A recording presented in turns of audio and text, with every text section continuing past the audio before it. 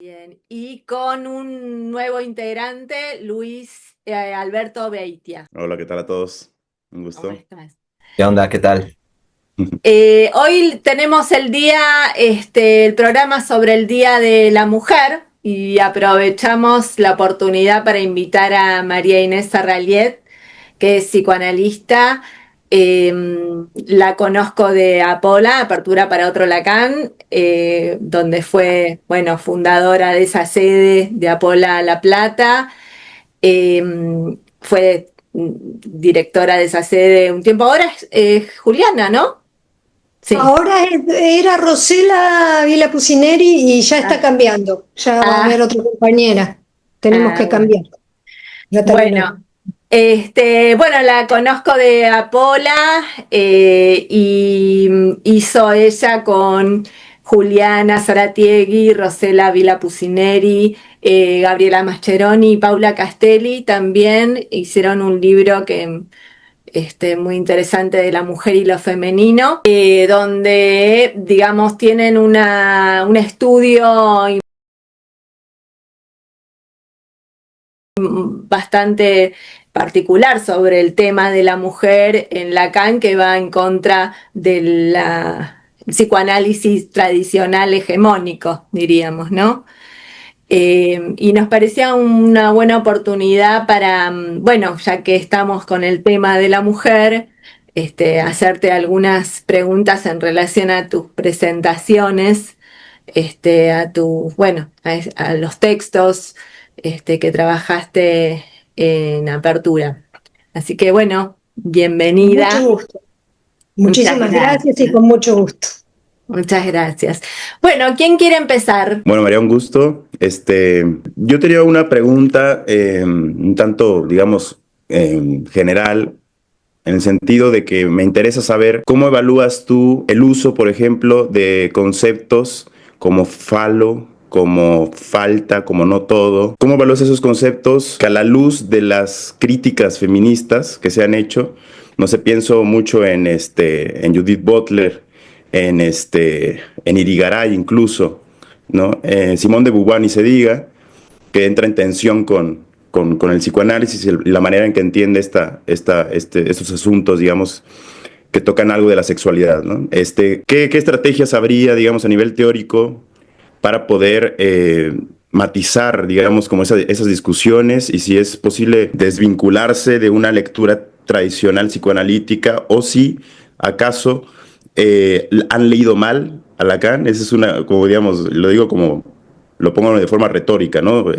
No me atrevería a decir que han leído mal a Lacan o al psicoanálisis, pero diría, ¿qué sucedió allí, no? ¿Cuáles son las tensiones y cómo podría plantearse una estrategia teórica para desambiguar esas discusiones? Sí, sí, muy buena pregunta, sí. Yo no diría que hasta donde conozco estas autoras y autores que son monumentales, ¿no?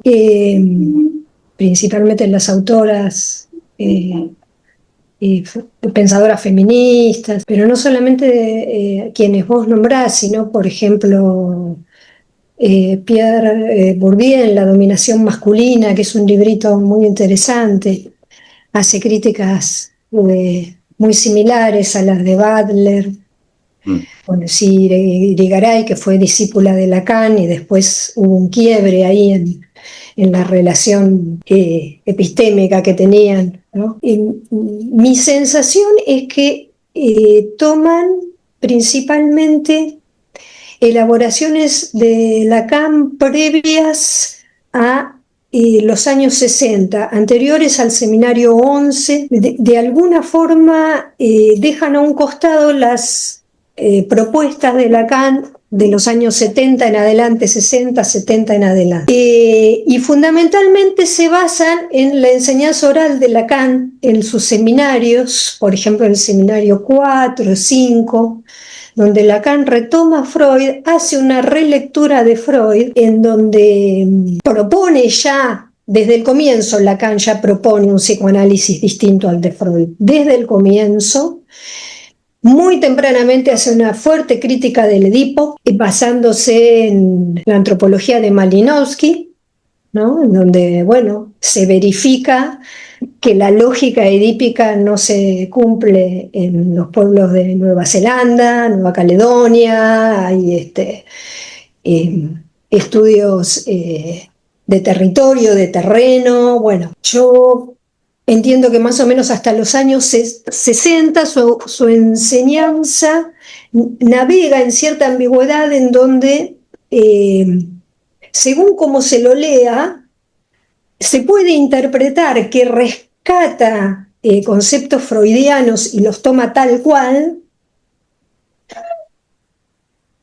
o se puede interpretar que los está relevando para criticarlos y darles otro sesgo. Por ejemplo, en el Seminario 2, en los años 50, muy clara, enseñanza oral, que es la que resulta a veces engañosamente más clara, ¿no? Es decir, los seminarios que están editados son clases desgrabadas, en fin, editadas, traducidas a distintos idiomas, al español, bueno, con todos los problemas que traen a veces las traducciones.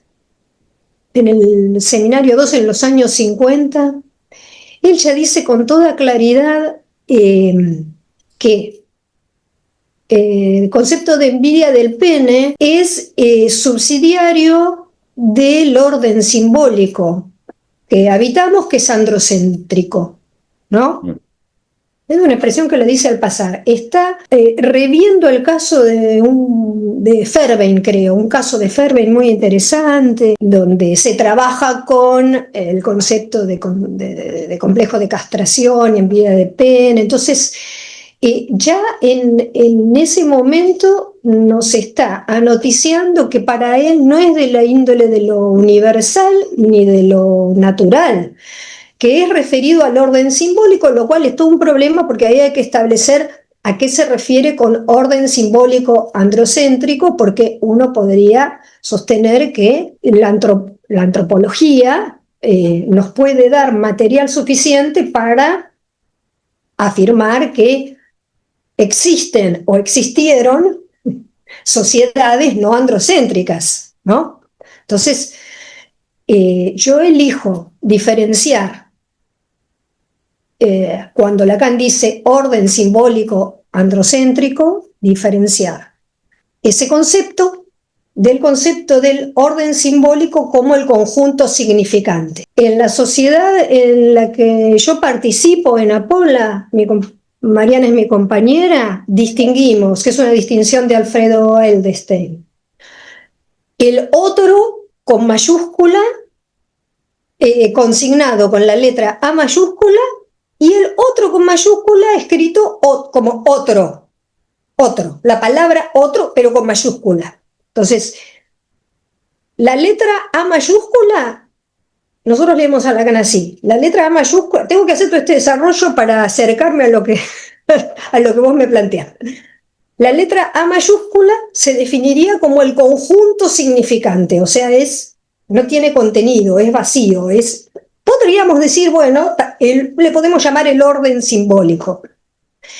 Y después están los representantes, son las encarnaduras de ese orden, porque nosotros trabajamos con casos particulares de sujetos que vienen a buscarnos con algún padecimiento, un caso particular, que nos consultan, ¿no?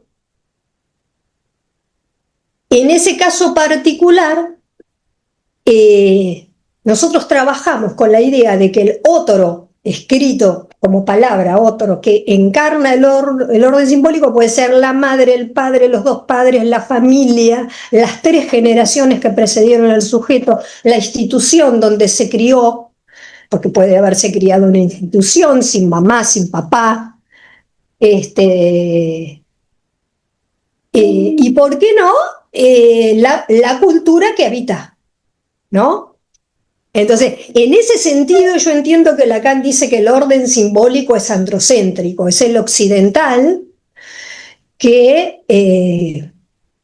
cuya genealogía proviene de las culturas que son llamadas itifálicas, Conozco hasta ahí.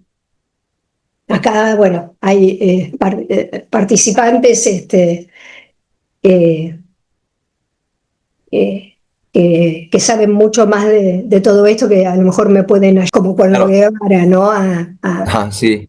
A Sí, también. darle más Ahí, perdón. matices a esta afirmación, Sí, ¿no? sí, claro. También algo que me parece interesante destacar es que en antropología se habla de un principio que es el etnocentrismo. Claro, Etnocentrismo no sería igual a narcisismo, ¿no? O a egolatría, como se entiende en el sentido común, sino que sería algo inevitable. Uno nace en una sociedad y no puede no pensar mediante los símbolos, voy a decir ahorita así, de esa sociedad, la exacto, idiosincrasia de esa sociedad. Es imposible. Uno exacto. nació ahí, así es. Exacto. Y a veces Foucault no es que diría, un... es la pecera que habitamos, no podemos salir de la pecera. Te ponía esa Exacto. imagen que es muy burda, pero es interesante. Claro, Claro, a menos que uno empiece a entrar en contacto con alguna otra cultura que le haga diferencia. tal cual. Y entonces ahí podría comenzar, si se busca también, porque hay veces en las que no, ¿no? Hay mucho turismo hoy día, pero eso no significa que uno haya aprendido necesariamente de la cultura que fue a visitar, digamos, ¿no? Que se haya dejado atrapar por ella.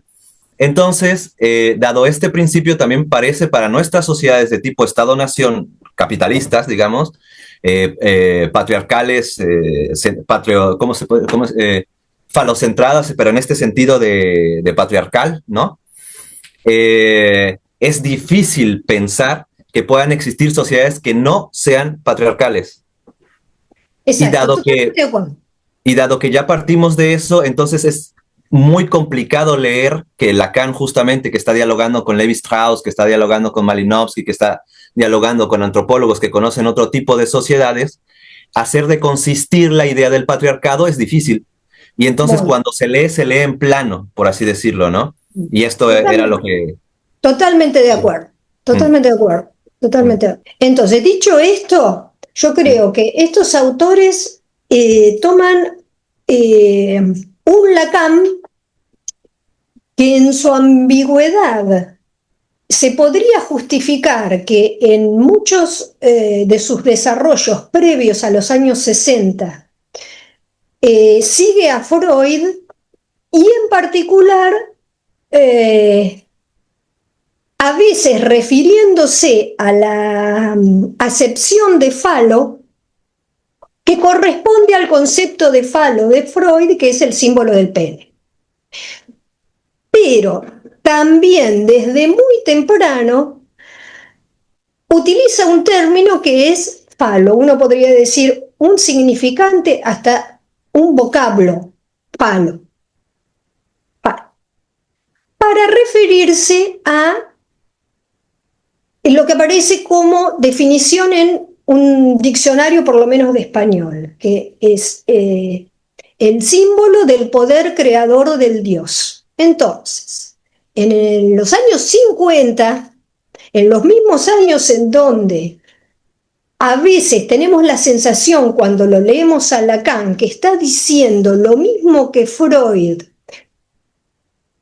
pero agregándole algunos términos tomados de Lévi-Strauss, del estructuralismo, de la lingüista de Jacobson, y complejizándolo con otras referencias epistémicas, él está definiendo al falo, recuperando cierta connotación semántica que tiene el falo en ciertas religiones de la Grecia arcaica, que son las religiones de misterios. Y en particular, en un escrito que es canónico, que es de los años 50, del 58, que es la significación del falo, lo que rescata, él analiza un fresco que hay en Pompeya, que se lo puede ir a visitar, que se interpreta que se trata de la iniciación de una doncella en los ritos dionisíacos. Son religiones previas a lo que sería el establecimiento de la filosofía como tal en la antigua Grecia, relaciones mistéricas, de misterios. Esto implica que se efectuaban ciertos rituales en donde los participantes en esos rituales experimentaban algo así como la relación directa con la divinidad en el marco de una religión politeísta, ¿no? Relación directa, y ese saber después era intransmisible, ¿no? La religión cristiana todavía conserva algo de eso porque hay misterios en la religión cristiana, ¿no? El misterio de la Santísima Trinidad, la concepción de la Virgen María, etcétera, etcétera. No tienen explicación. Hay La verdad que es todo un misterio cómo hizo para quedar embarazada del Espíritu Santo. El arcángel por la oreja la fecundó. Pero es misterioso, o sea, no se propone el cristianismo, que tiene todo un edificio filosófico que se llama teología para justificar racionalmente la existencia de Dios. Eso no lo explica mediante la razón, son misterios intransmisibles. Entonces, lo velado, ese saber velado, ese costado del saber velado, el velo que está en el fresco de Pompeya al que se refiere Lacan, en ese rito de iniciación, en uno de los episodios, digamos, en uno de los cuadros, hay una develación del falo, es decir, ¿no? Hay un personaje mítico que lo descubre al símbolo fálico, que es de Dionisio, del dios, no es de ningún señor, no es de ningún patriarca, es de una entidad divina.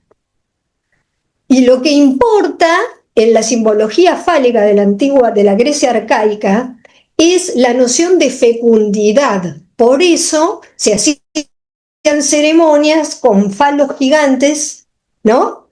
Tipo máscaras de carnaval, para poder propiciar la fertilidad de la tierra. O sea que, fíjense la pluralidad semántica del símbolo fálico en la Grecia arcaica. No se refería únicamente a la dominación masculina, principalmente se refería al poder mágico religioso que tenía ese símbolo para poder otorgar fecundidad de la tierra y buenas cosechas para el pueblo, mediante rituales mágicos religiosos, ¿no? Entonces, con todo esto, ¿qué quiero subrayar? Que Lacan utiliza ese término falo para elaborar un concepto que es multívoco, que no tiene siempre la misma definición. Esto no es nada nuevo. En la teoría de Freud inconsciente no tiene siempre la misma definición, así que todo tranquilos. Las elaboraciones teóricas de todos los filósofos van cambiando la acepción, ¿no?, de ciertos conceptos en la medida en que sigue progresando la elaboración de la teoría, ¿no? No es lo mismo, yo desconozco, por ejemplo, la teoría marxista, pero los estudiosos de la teoría marxista dicen que lo que dice Marx en los manuscritos no es lo que dice en el Capital, ¿no? Entonces, y a lo mejor están usando términos similares. Bueno, quiero decir, Lacan ya en el 58 dice que el falo es algo así como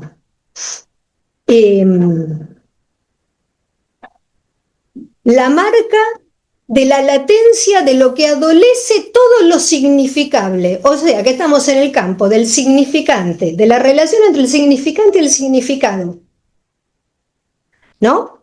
En terminología lingüística pura, ¿no?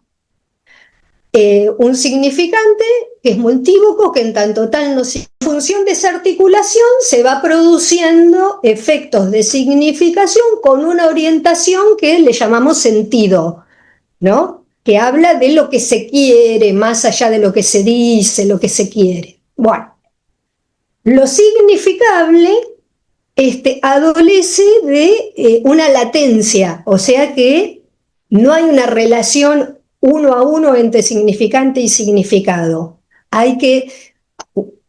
Nosotros decimos como analistas, el sujeto se produce como un efecto de significación entre líneas, ¿no? En lo que se dice hay algo latente y eso vamos a buscar como analistas, ¿no?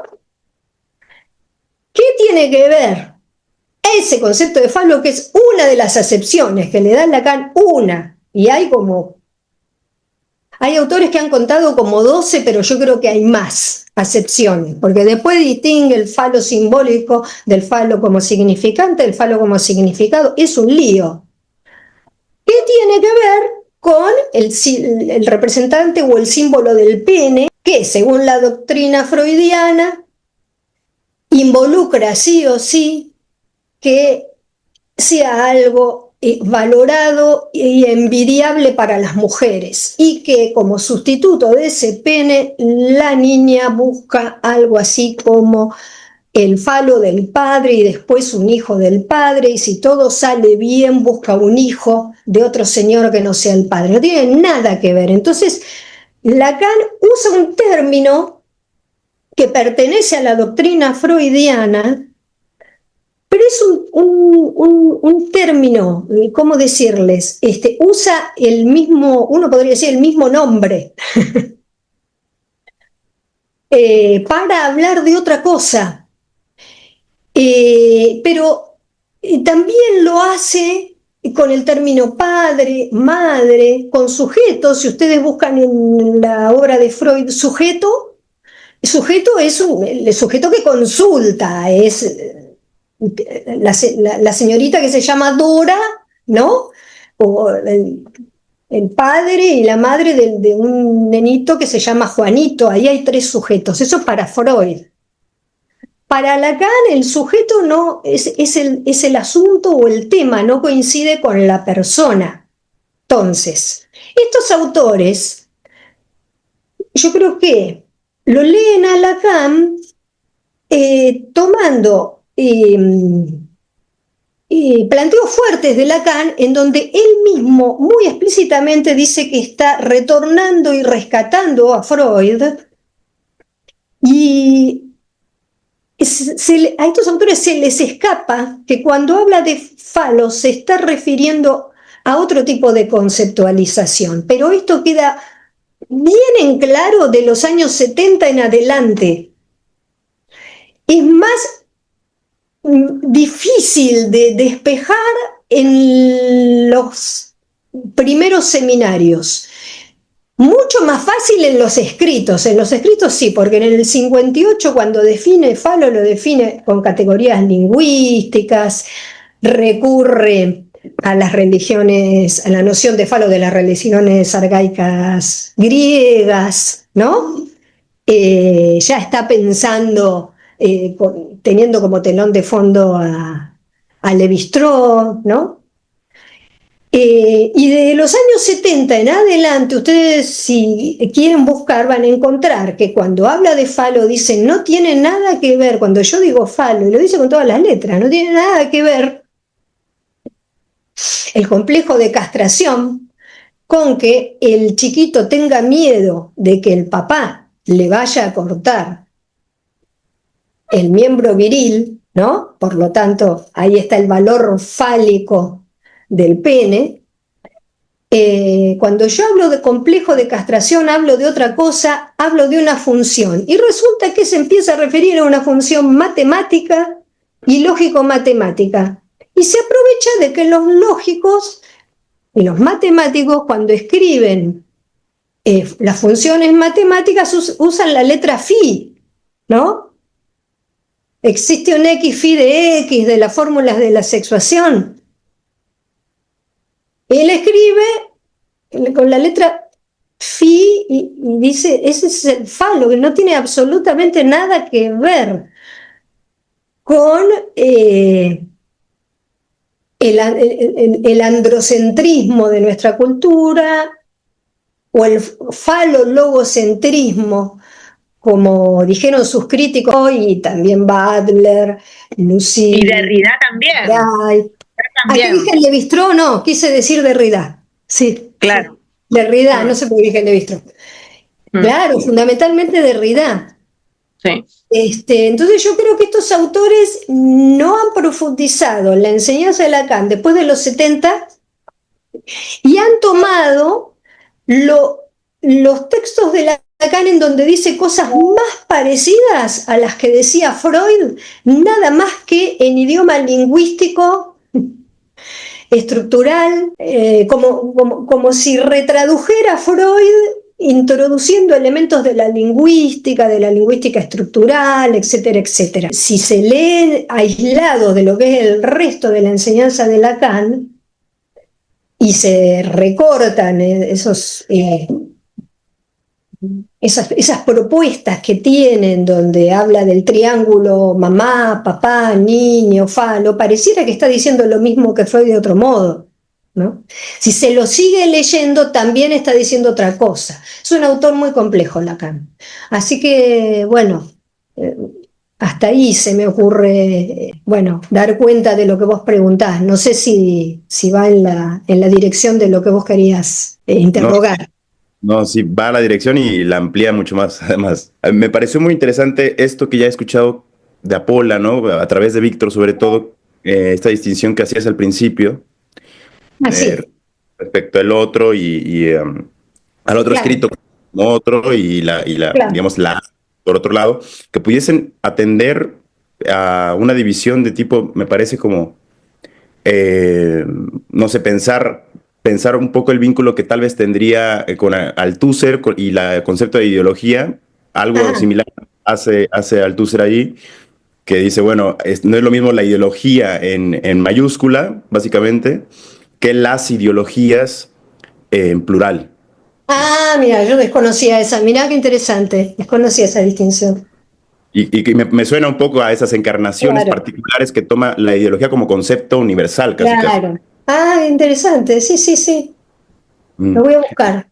Sí. Está bueno, me gustó mucho, me gusta mucho esa distinción y creo que aplica. Es de Alfredo Edelstein, no está en Lacan como tal. Lacan usa los dos términos indistintamente. A veces lo escribe el otro simbólico, a veces pone la notación a mayúscula. Cuando está trabajando con escritura matemática, usa la notación a mayúscula. Es que se me acaba de ocurrir también la situación en las prácticas clínicas, ¿no? Como si tal vez una lectura de tipo, ¿cómo decirlo? Como que pone una lectura freudiana clásica que lee estas dinámicas edípicas en función tal vez de la relación que esos conceptos guardan con la época, con las estructuras institucionales, culturales, patriarcales. Si ese tipo de lectura se ha hecho dominante y si ha tenido un impacto en la clínica, y lo importante que sería hacer este otro tipo de lecturas, ¿no? Como de tratar de leer diferente el Edipo, por ejemplo, pienso, ¿no? Sí, total. Yo creo que se está haciendo más allá. En Apola no trabajamos con la noción de complejo de Edipo freudiana. Lacan, ya te digo, toma Malinowski para criticar a Freud. En los complejos familiares, decir el complejo de Edipo freudiano, tomamos las investigaciones de Malinowski. No es el papá, en esas culturas es el tío materno, nada que ver, no hay Edipo ahí, primero. Después deja de criticarlo directamente hasta, yo te diría, el seminario 11 en adelante, y explícitamente en los años 67-68, en el seminario 17, dice el Edipo es inservible, ¿no? Hay que dejarlo caer. Critica complejo de Edipo y critica el mito de Tótem y Tabú, que es otra versión del Edipo en Freud. No solamente desde Apola se trabaja con esta crítica de Lacan al complejo de Edipo. Hay muchos psicoanalistas que no participan de Apola que relativizan la noción de Edipo, ¿no?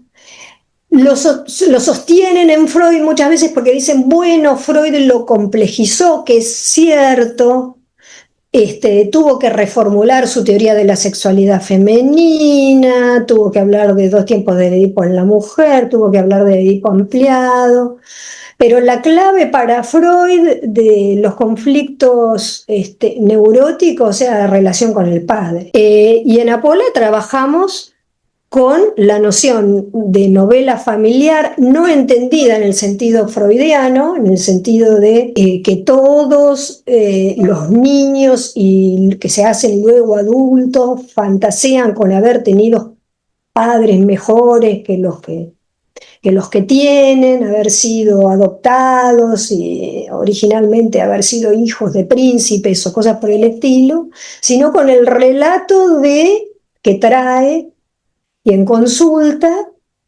del entramado de su historia familiar, en tanto y en cuanto esté articulada como significante a su sintomatología.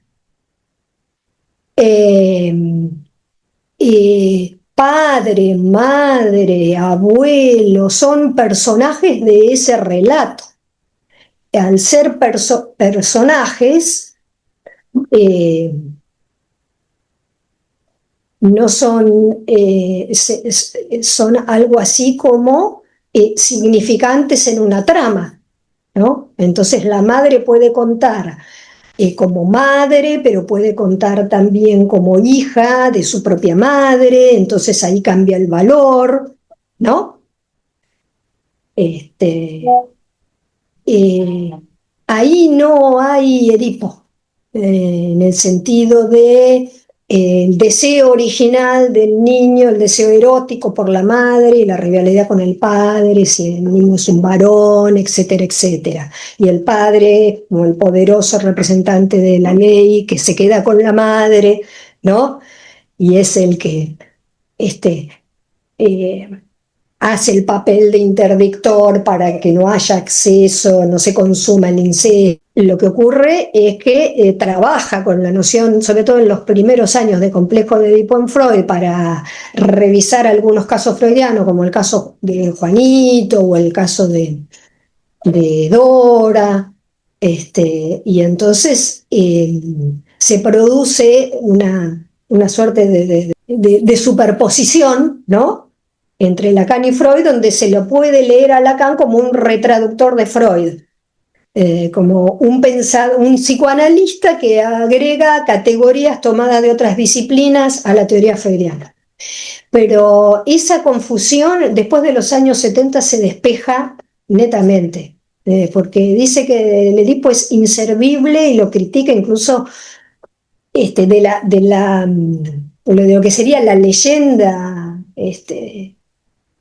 edípica. Lo que rescata es el papel de la esfinge, todo el problema del saber, el Edipo como amo, como rey, que llega al trono porque puede lograr dominar a la esfinge, es decir, eliminar la diferencia entre saber y verdad, ¿no? No queda nada latente, no queda nada por decir, y entonces otra cosa, hace otra interpretación del Edipo, de la leyenda del Edipo. Así que, y esto ya está pasando en el psicoanálisis, y a veces se lo explicita. Hay distintas orientaciones dentro del psicoanálisis, hay innumerables, pasa lo mismo que con el marxismo, hay distintos, los feminismos ni hablar. Algunos no, algunos siguen trabajando con la noción de complejo de Edipo, algunas orientaciones siguen trabajando con la noción de complejo de Edipo. En Apola no trabajamos con la noción freudiana de complejo de Edipo, pero hay otras orientaciones como la École lacaniana, Lusch, que hacen una crítica fuerte del Edipo de Freud también, ¿no? En fin, pero no es la misma orientación que trabajamos en la sociedad en la que participamos con Mariana. Si no, el psicoanálisis queda totalmente anacrónico con todo lo que está pasando ahora en relación a todas las nuevas teorías que están avanzando a pasos agigantados acerca de la sexualidad, los géneros, la multiplicidad de géneros, en fin. Claro, quedó antiguo ya la teorización freudiana, ¿no? Que sabemos, bueno, Porque salen lo solamente trabajamos. mujeres y hombres de ahí. Salen varones, del complejo de Edipo salen varones, mujeres, y si salen homosexuales, todo bien, pero están en un estadio anterior, libidinal, en donde no, para Freud es así, están No, fijados y en un además estadio también me parece, anterior. Hay no solamente es patriarcal y machista la teoría freudiana, también es sexista, o sea, la salud está identificada con la heterosexualidad, a eso quiero llegar. claro, Salen mujeres y hombres, y las mujeres que salen madres, en Freud. claro, se Ahora en realizan Lacan, como mujeres cuando son madres. madres. Ahora en Lacan, por más ambiguo que sea, antes de los 60, eso no lo sostiene nunca. Eso no lo sostiene Claro. nunca. Que la salida es la maternidad no lo sostiene nunca. Que la salida Mm, del Edipo es la maternidad. mm. Sí, muy interesante también esto, a la mujer no le falta nada también, ¿no? Algo muy fuerte que dice Lacan. Y es lo Yo contrario de la envidia del pene. Claro, totalmente. Cuando uno podría pensar desde esa idea de que es subsidiario la envidia del pene, de ese orden simbólico androcéntrico, si es la envidia del pene, digamos, ¿no? En todo caso la envidia del pene se podría pensar, ¿no? Al lugar de la mujer, o al poder de la mujer, o a la actividad de la mujer, ¿no? O sea, también se podría pensar. Yo lo que quería agregar es con respecto a esto, quería hacerte una pregunta sobre, bueno, como para Freud la mujer tenía menos super yo, ¿no? Y Lacan propone la mujer no existe, la mujer barrada o la mujer no toda. ¿Qué quiere decir eso en la teorización de Lacan? Que es después de los años 70 que aparece esa expresión que se hizo tan famosa, que fue justamente cuando Lucy Irigaray, que nombró recién Luis, que participaba de los seminarios de Lacan, como pensadora se vuelve una emergente y una representante de lo que se suele estudiar como el feminismo de la diferencia, ¿no? A diferencia del feminismo de la igualdad, ¿no? Filósofas, pensadoras, militantes, de Simone de Beauvoir en adelante, lo que buscan, 40 y pico, que publicó El segundo sexo, Simone de Beauvoir, lo que buscan es la reivindicación de los derechos de la mujer para que sean homologados a los derechos del hombre, ¿no? Bueno, antes estuvieron los sufragistas que lo que buscaban era, bueno, poder votar también, igual que tener el derecho a voto como tenían el derecho a voto los hombres y estaban excluidas las mujeres, etcétera, etcétera. El de la diferencia, en cambio, dice, no buscamos la igualdad. Lo que buscan es reivindicar algo así como una esencia femenina, incluyendo la maternidad. Entonces sostienen un pensamiento esencialista sobre la mujer, en donde lo que se remarca es su diferencia con la condición masculina, o sea, reivindicar la condición de la mujer como diferente, afirmando una esencia femenina. Ahí es donde, bueno, discute con Lacan y Lacan discute con ella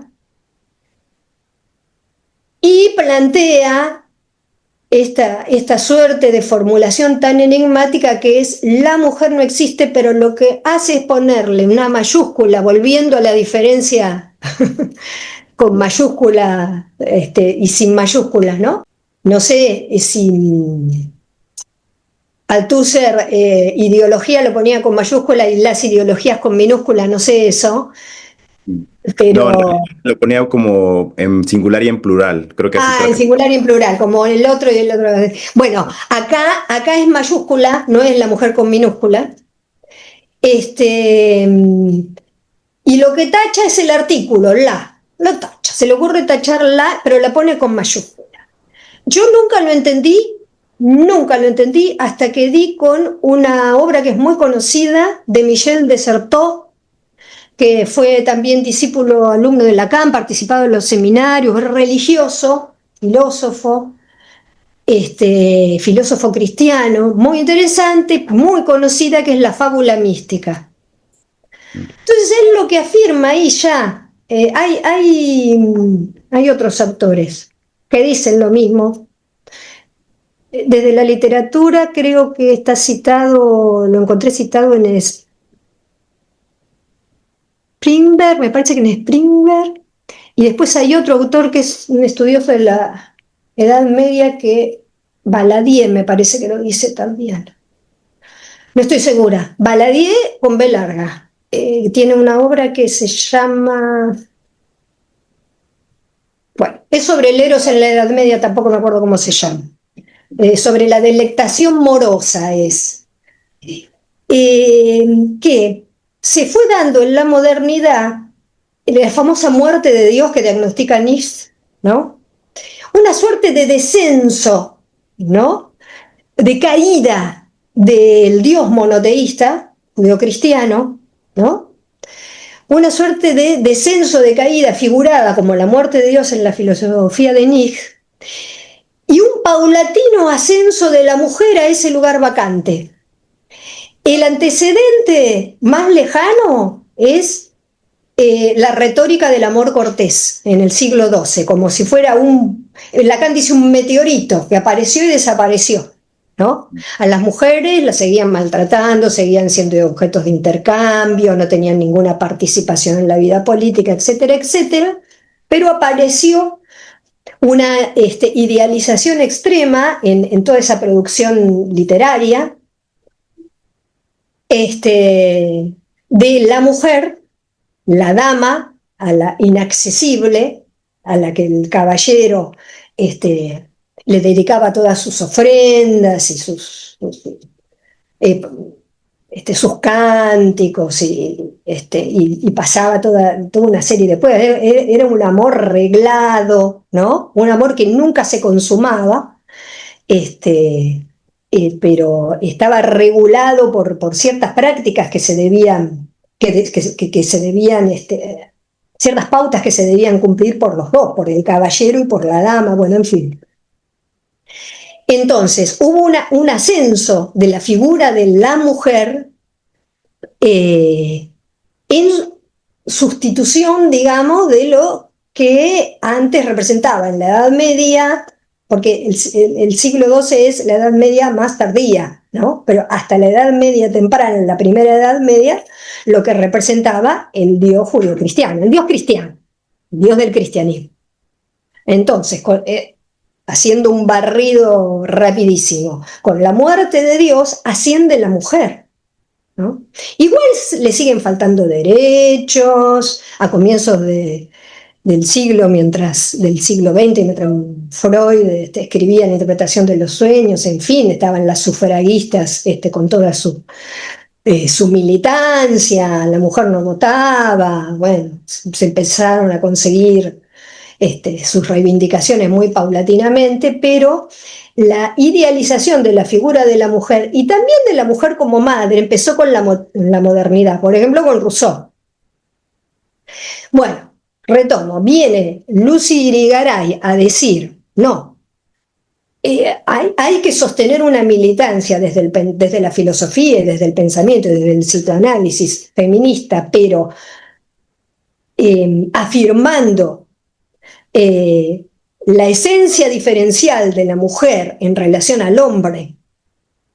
La mujer es diferente, la mujer es mujer y es madre y esta esencia es inamovible.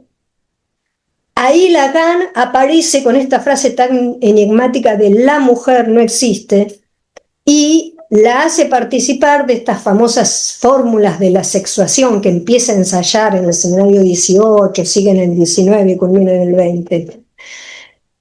Pero lo interesante es que es una escritura. Cuando pone la mujer y la tacha es una escritura, igual que la escritura del otro, de la famosa A mayúscula, barrada, que es el orden simbólico inconsistente e incompleto. Es decir, por más que haya representantes, encarnaduras, ese orden es no todo. No todo quiere decir que y no se pueden evitar las paradojas. No se pueden evitar las paradojas. Nunca va a haber coincidencia entre saber y verdad. Por eso los psicoanalistas no podemos hacer pronósticos.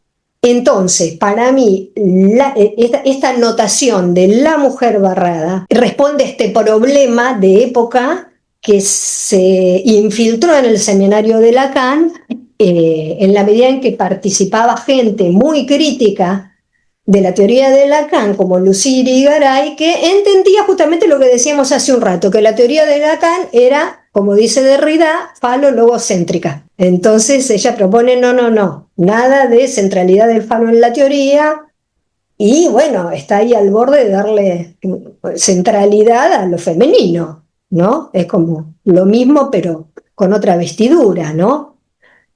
Entonces a eso Lacan responde con esta formulación: la mujer no existe, pero es una escritura, y las escrituras de Lacan son como la X en una ecuación matemática. Después se les da contenido, son un enigma, se les da contenido, y entonces ahí funciona la ecuación en función de con qué valor yo reemplazo la X. Entonces, la mujer puede ser la mujer, pero también puede ser el Dios del cristianismo. Digo porque lo trabaja así en el Seminario 20. ¿Qué tiene que ver el Dios cristiano con la mujer? Bueno, hay que leer entre líneas y se encuentran como pistas, pero hay que interpretarlo. Cuando está hablando no dice solamente una cosa, a veces habla de varias al mismo tiempo, como pasa en los sueños, ¿no? Cuando se da lo que Freud llamaba la condensación en el sueño, ¿no? Donde el paciente dice, soñé con mi tío, pero no era mi tío porque tenía la cara de mi vecino, ¿no? Entonces hay que investigar ahí qué valor tiene vecino, tío, ¿no? ¿Cuál es la historia con el vecino? Bueno, ¿no? Si vecino vale por vecino o se está refiriendo a otro vecino, depende de lo que siga diciendo el paciente. Entonces, con Lacan pasa eso a veces, que hay que interpretarlo, porque con el término falo no dice una sola cosa, ¿no? Está haciendo alusión, ya les digo, ¿no? A la opacidad, está haciendo alusión al enigma, está haciendo alusión también a una creencia religiosa, bueno, a un valor lógico, es un lío. Yo acá quisiera plantear dos preguntas enlazadas, me parece, porque no las puedo soltar, no las puedo decir solas. Cuando estabas mencionando lo del avunculado, que es lo que habla Malinowski, de que en las Islas Trobriand, esta gente, la manera, el que sería el equivalente de un padre, ¿no? Como nosotros lo conocemos, sería el hermano de su mamá, porque aquel que sería el padre biológico no tendría esa dimensión simbólica, para decirlo en palabras muy sencillas, ¿no? Pero la diferencia, o sea, sería que nosotros al pensar, es el tío materno, estamos pensando desde las coordenadas simbólicas de estos países, de estas sociedades, donde la transmisión es desde lo masculino, desde el hombre. Y allá, en este caso, la transmisión es desde la mujer. Entonces, la carga del hombre ahí no es lo mismo que el hombre como significa aquí en estas sociedades. Porque ese hombre, su poder estaría sustentado de fondo por mujer, no por otro hombre, ¿no? Por principio. Y luego también cuando estabas mencionando lo de... O sea, me recordó a Morgan, que crea los primeros 5 sistemas de parentesco en antropología, que efectivamente el psicoanálisis no puede quedarse atrás, y sin embargo, ¿cuántas cosas no se han estado quedando atrás? Porque hace mucho que ya se han dicho bastantes cosas interesantes, como que existe el sistema de parentesco Omaha, en el cual el abuelo puede nacer varias generaciones adelante, en donde va caminando un pequeño niño entre la tribu y un señor viejo que se consideraría que el niño debería tener el respeto al viejo, según nuestras sociedades. El viejo se pone de pie y le dice, pase usted, mi tío. Interesante, ¿sí? Claro. Entonces, fenómenos semejantes, como no hay nada que garantice qué cosa es una mamá, qué cosa es un papá, qué cosa es un tío, qué cosa es el abuelo, Cosas semejantes me parece que encontramos también en la clínica, bueno, yo lo que he escuchado por lo menos, ¿no? Es que a veces la nieta termina siendo la mamá de la abuela porque la mamá no se quiere hacer cargo ahora que la abuela es vieja, por ejemplo, y entró en demencia senil, vamos a ponerle, ¿no? En un caso hipotético. Esto para seguir haciendo de consistir las categorías de parentesco y posicionarnos sobre la pregunta, una pregunta tal vez bastante sencilla y por lo mismo igualmente difícil contestar, que sea en el psicoanálisis lacaniano, con esta teorización como se está pensando ahora, ¿no? No estamos diciendo que una mujer es exactamente lo que el sexo biológico, como decimos en nuestras sociedades occidentalizadas, ¿no? No es entonces eso. Si no es eso, entonces, ¿cómo se piensa, no? Y la pregunta al lado que quiero hacer es, ¿por qué se eligió la maniobra? Como también en el canal queremos hacer un poco de divulgación y demás, de gente que no necesariamente conozca los temas, pero esté interesada desde otras áreas como la antropología, la filosofía, ciencias políticas, sería por qué se eligió esta cuestión de las fórmulas de la sexuación, por ejemplo. No para entrar exactamente en ello, porque esto sería muy interesante. Yo estuve viendo los videos, bueno, los tres estuvimos viendo los videos donde tú hiciste las presentaciones de fórmulas de la sexuación, y yo leí el trabajo que está al final de la mujer y lo femenino, el tuyo. No se durmieron. La sexuación. No se durmieron, ¿no? No, eso es para un capítulo donde trabajemos solo eso. Se tomaron otro café. Sí, estaría buenísimo. Nos mantuvo ahí, mantiene ahí la pregunta, ¿no? La incertidumbre, justamente. Para mí la forma de sexuación, bueno, esto creo que incluso lo comentó Juliana Zaratiegui ahora en un podcast que salió a la luz hace muy poquititos días, en donde se dio una charla con Alfredo Eldestein. Responde a lo mismo, al problema que se le presentó a Lacan con gente como Lucía Irigaray, ¿no? Que dentro de su seminario estaban llevando adelante una crítica feroz a su teoría por falocentrista. Entonces, en las fórmulas de la sexuación, él habla de dos costados, dice dos columnas, dos lados. Recién en el seminario 21, si yo no me equivoco, no me confundo en este momento porque no lo volví a revisar, pero estoy casi seguro que en el 21 le llama fórmulas de la sexuación. Cuando las va armando, que le llevan 3 seminarios, y no las publica en ningún escrito, salvo lo que trabaja en el atolondradicho, en Leturdi, que es multívoco, ese escrito es, cada frase condensa un entramado conceptual terrible. No le llama fórmulas de la sexuación, es re interesante. Le dice, a veces dice el lado hombre, el lado mujer, pero muchas veces dice el lado izquierdo y el lado derecho, ¿no?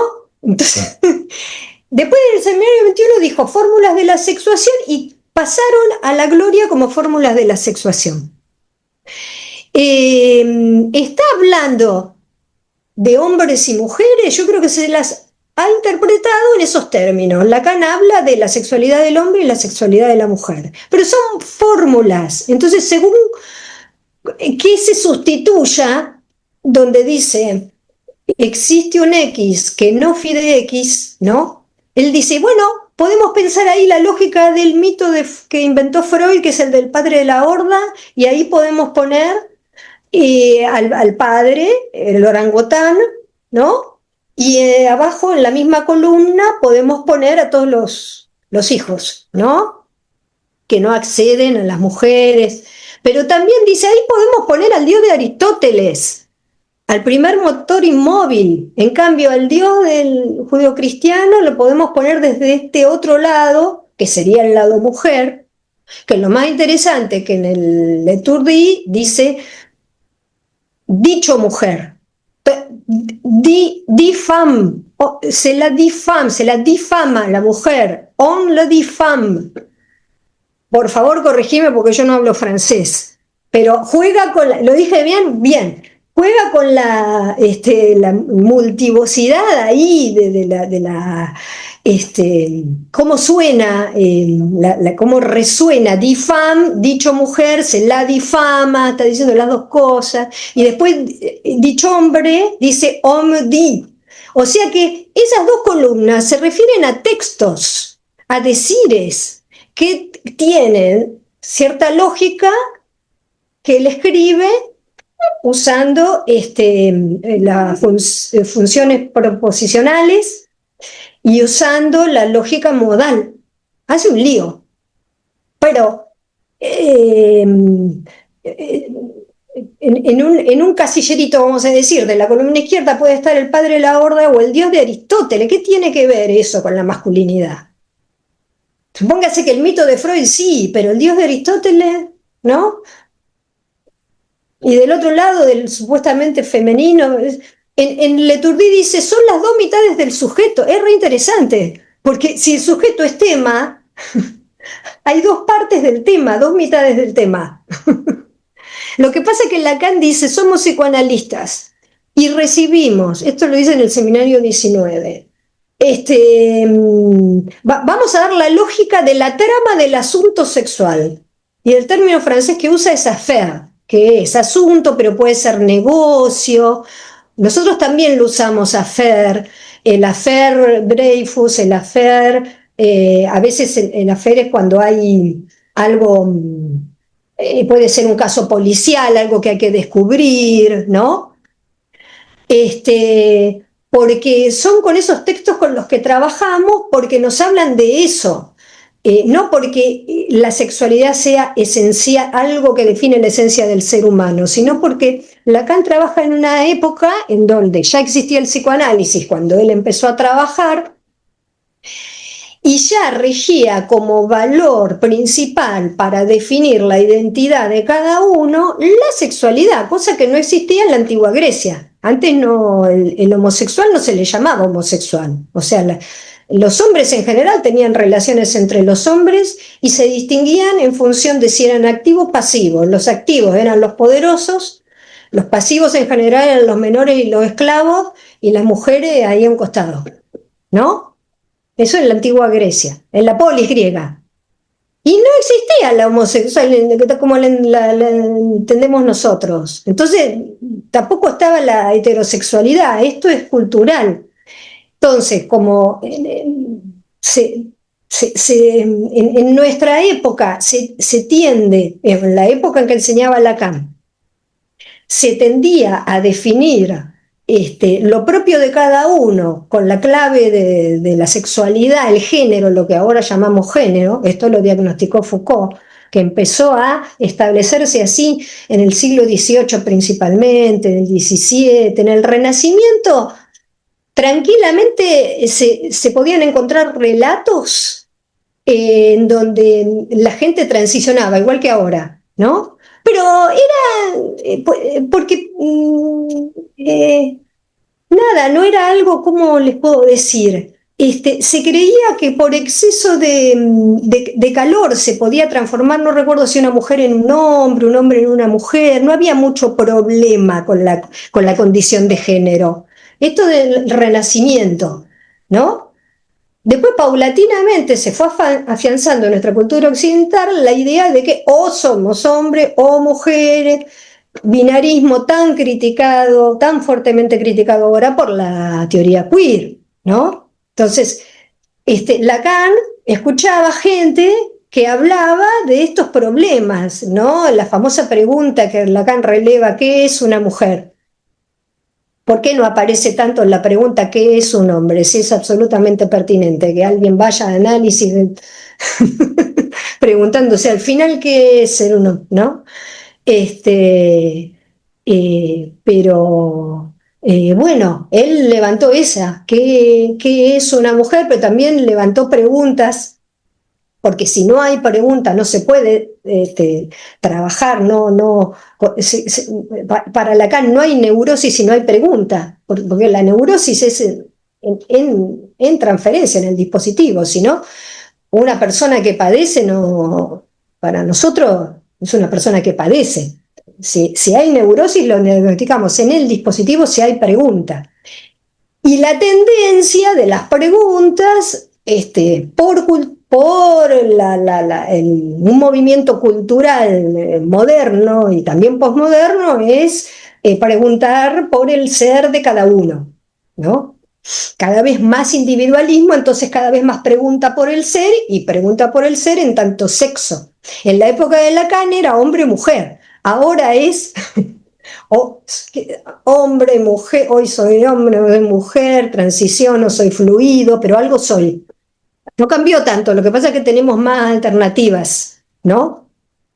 Soy transexual, transexual, pero lesbiana. Yo a veces me hago lío cuando escucho gente que transiciona, ¿no?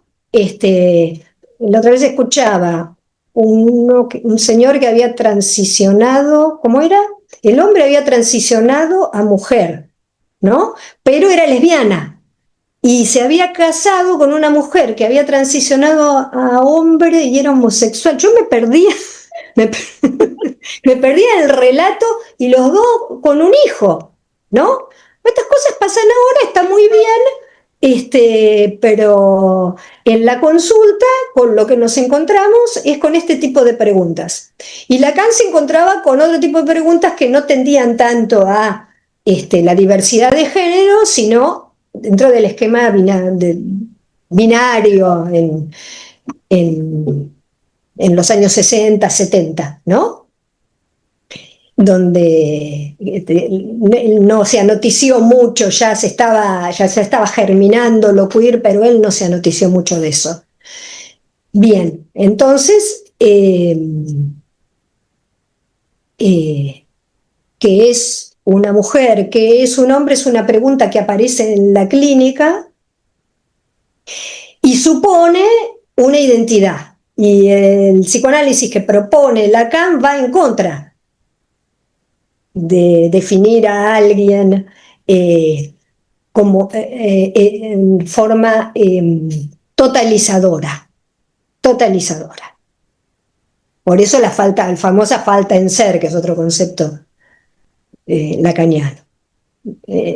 No sé si se entiende, ¿no? La dirección de la cura no iría a definir a alguien en forma totalizadora. La orientación iría en función de poder rescatar un valor concerniente al deseo que oriente la vida de quien consulta, para decirlo en forma muy rápida, ¿no? Pero no trabajamos con la idea de que es algo, de que es negro, que es blanco, que es mujer, que es hombre, que se defina como se defina. Si alguna de esas definiciones le crea problema, la trabajamos y la interpretamos. Y bueno, la fórmula de la sexuación inscriben lógicas que hacen a la trama del asunto sexual, porque en los consultorios se hablaba de eso en esa época y se sigue hablando bastante ahora, además de otras temáticas que hacen a cómo se define el individuo, ¿no? Bueno, tranquilamente puede haber consultas por gente que se siente inservible porque le hacen bullying en el colegio o en el trabajo. Y uno puede decir, eso no tiene nada que ver con la sexualidad, pero tiene que ver con el ser, por ejemplo, ¿no?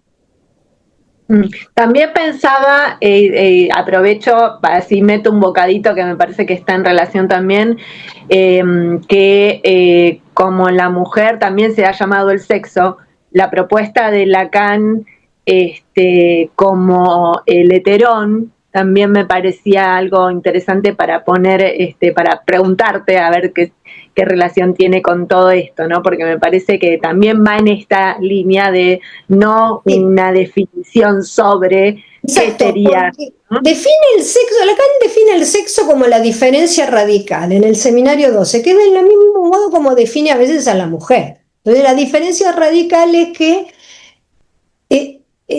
eso diferente siempre es diferente. No que la mujer es diferente al hombre, como dirían las feministas de la diferencia. Entonces claro, hace lo mismo que hace con el falo. Bueno, muy bien, vamos a tomar el término diferencia. Vamos a decir que el sexo es la diferencia radical, ¿no? Entonces, nosotros buscamos siempre la otredad, lo otro. Es decir, vuelvo a nuestro oficio. ¿Qué nos está diciendo la persona que nos viene a buscar? ¿No? Nos está diciendo lo que está diciendo, nos está queriendo decir otra cosa. ¿No? Y ahí entra a jugar ese el significante en tanto tal no significa nada, pero en el texto de quien nos consulta, un significante vale porque es diferente a todos los otros y vale en su diferencia. Entonces Lacan todo el tiempo trabaja con el concepto de diferencia, lo hace jugar de distintos modos y en respuesta al feminismo de la diferencia que estaba de moda en ese tiempo, toma el término diferencia y dice, bueno, sí, la mujer representa la diferencia radical, pero no porque tenga una esencia que la hace diferente al hombre. Vamos a decir que la mujer representa la diferencia al otro. También lo decía Levinas, más o menos a la misma época, ¿no? Pero en un marco de una construcción filosófica, ¿no? Lo otro, lo infinito. Y el sexo como diferencia radical, fíjense que es un concepto que es totalmente vacío, no tiene nada que ver con la genitalidad, no tiene nada que ver con los géneros, con si son 2 o si son 35 o 51.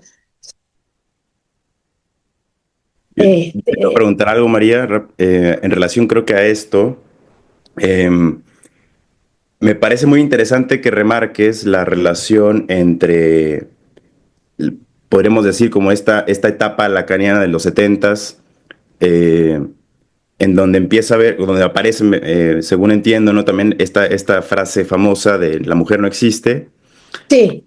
Y, digamos, pensar cómo podría esa época estar vehiculizando, digamos, algo muy solidario a la filosofía de la diferencia. Sí. O sea, como que podría haber una especie de vínculo entre esta afirmación de la mujer no existe con la idea de los posfundamentalistas que dicen que el fundamento no existe, por ejemplo, ¿no? Puede ser. Sí, sí, sí.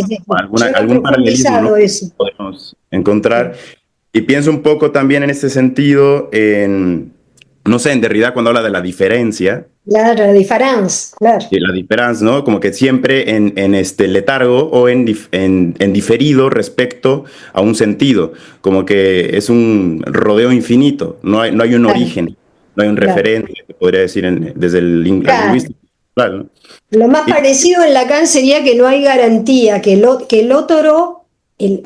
conjunto de significantes, el conjunto significante no puede eludir la paradoja.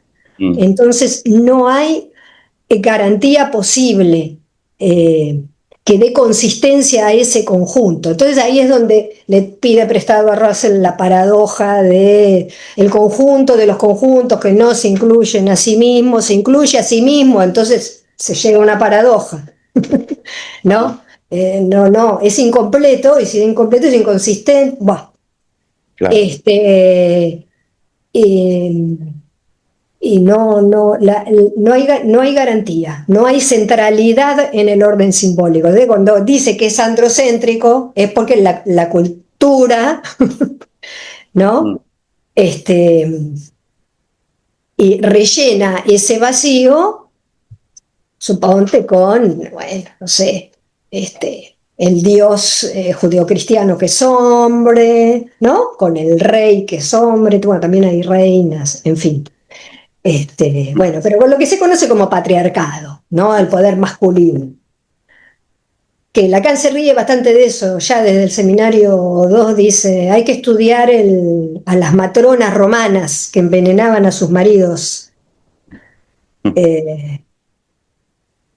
Ahora que está de moda, ahora salió la serie de Gilla Murano. Claro. Ay, bueno, aprovecho para mostrar el librito. Hace publicidad, muchas gracias. Sí, está muy bueno. ¿Puedes acercar un poco más, Mariana, para ver el...? ¿Sí? A ver, y ahora lo ponemos, le sacamos una foto y lo agregamos. Claro. Buenísimo. Sí, bueno, muchísimas gracias. No, al contrario, gracias a ustedes y disculpen, por ahí me extendí un montón y me equivoqué en un par de autores, pero después... No sé si quieren preguntar algo más, pero me parece que bastante Yo sí vimos. quisiera hacerles una pregunta a las dos, ¿no? Las dos que trabajan esta teorización, y dado que, bueno, es en el marco del Día de la Mujer, ¿no? Hemos estado platicando acá esta cuestión, o sea, este tipo de teorización no va en la búsqueda de una identidad, sino si causa conflicto aquello con lo que uno se identifica, entonces se le atiende, digamos, ¿no? Eso es lo que entendí en resumen. Bueno, en una muy manera compacta, ¿no? De decirlo. Si ustedes, no sé cómo preguntarlo exactamente, les pido, traten de entender la pregunta que les quiero hacer, es... ¿ustedes sienten, esta teorización ha pasado al sentido común como que es falocéntrica, refuerza el patriarcado, todas estas cuestiones? Entonces, si ustedes, en tanto que, como se asigna desde el sentido común, ustedes son mujeres, ¿no?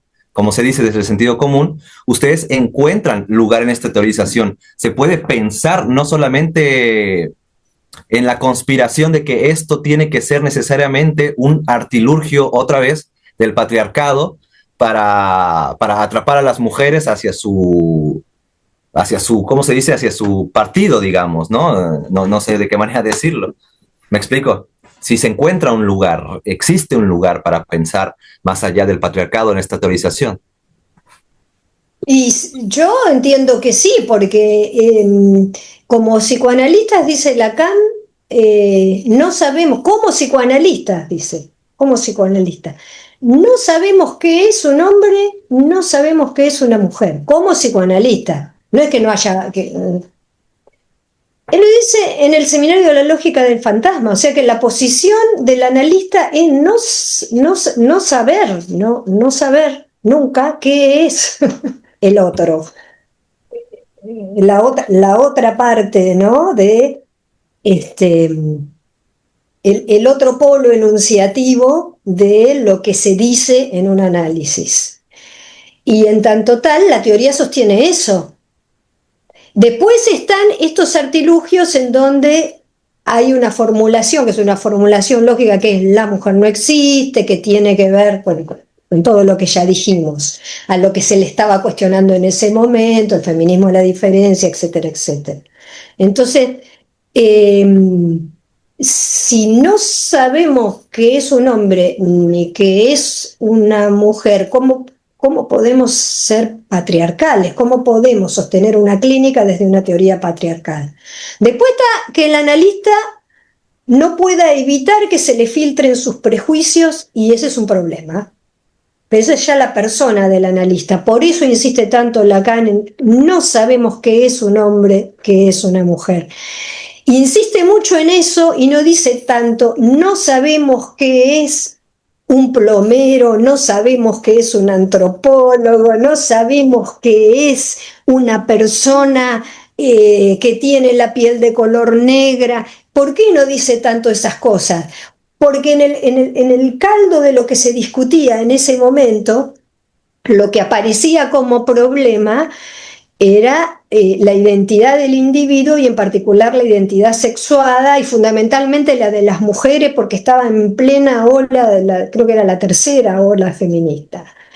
Y en las consultas se escuchaba eso, ¿no?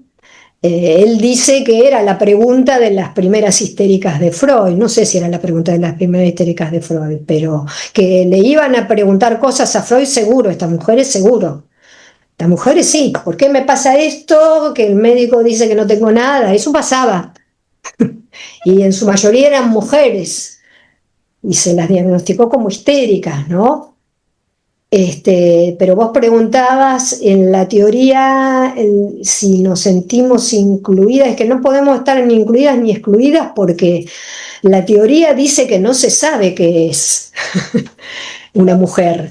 Pero tampoco se sabe qué es un hombre, porque si no trabajamos con prejuicios, y sí, tranquilamente podemos pecar tanto de machistas, ¿no? De sostener una versión patriarcal de la vida, por decirlo así rápidamente, o podemos pecar de lo que se llama acá en la Argentina despectivamente una posición feminazi, que es que la mujer es superior al hombre, que existe eso también en el discurso de O algunos. albrista. Claro, no lo dicen. vamos a negar, claro.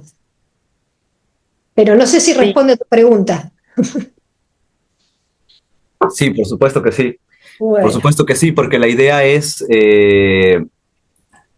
o sea, lo que intento preguntar, que no está bien formulado todavía, es si se puede respirar más allá de todas estas conspiraciones en las que a uno, justamente el principio etnocéntrico, dado que vivimos en sociedades donde se nos ha transmitido patriarcalmente la cuestión, se piensa que no puede existir un más allá de esto.